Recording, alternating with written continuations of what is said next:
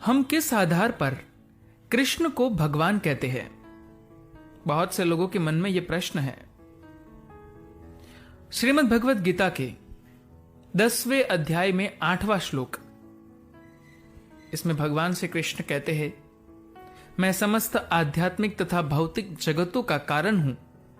प्रत्येक वस्तु मुझ ही से अद्भुत है। जो बुद्धिमान यह भली भांति जानते हैं, वे मेरी प्रेमा भक्ति से लगते हैं तथा हृदय से पूरी तरह मेरी पूजा में तत्पर होते हैं।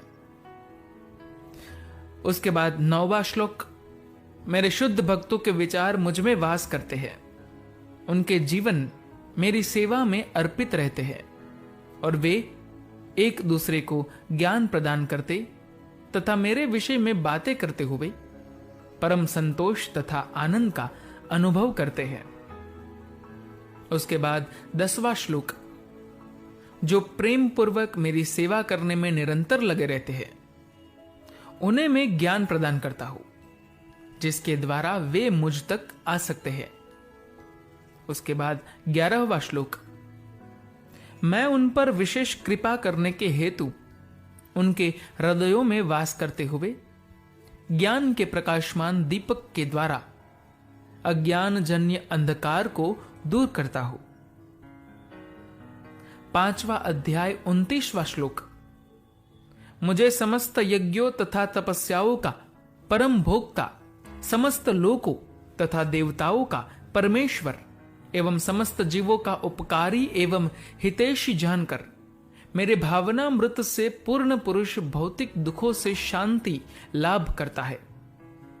अध्याय 15वां श्लोक 15वां, मैं प्रत्येक जीव के हृदय में आसीन हूं और मुझसे ही स्मृति, ज्ञान तथा विस्मृति होती है। मैं ही वेदों के द्वारा जानने योग्य हूं। निस्संदेह मैं वेदांत का संकलन करता तथा समस्त वेदों का जानने वाला हूं।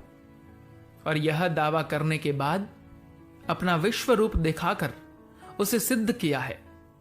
उसके साक्षी थे अर्जुन, संजय और वेदव्यास। दोस्तों, दूसरी घटना जहां उन्होंने अपने भगवान होने का दावा सिद्ध किया है, वो है माता जशोदा के साथ। उन्होंने अपने मुंह में पूरे ब्रह्मांड का दर्शन करवाया। सारे ब्रजवासियों के सामने गोवर्धन पर्वत एक उंगली पर उठाया, कुरु राजसभा में अपना रौद्र स्वरूप दिखाया। अब ब्रह्मा जी ने गोप सखाओं का अपहरण किया तो अपने आप को ही सारे गोप बालकों के रूप में विस्तारित किया। द्रौपदी के वस्त्र हरण के समय पर पुकारे जाने पर अदृश्य रूप से चीर प्रदान किए। और भी बहुत प्रसंग है जहां पर उन्होंने वो सब कर दिखाया जो कि एक दिव्य पुरुष ही कर सकता है। क्या आपको अभी भी उनके भगवान होने में शंका है?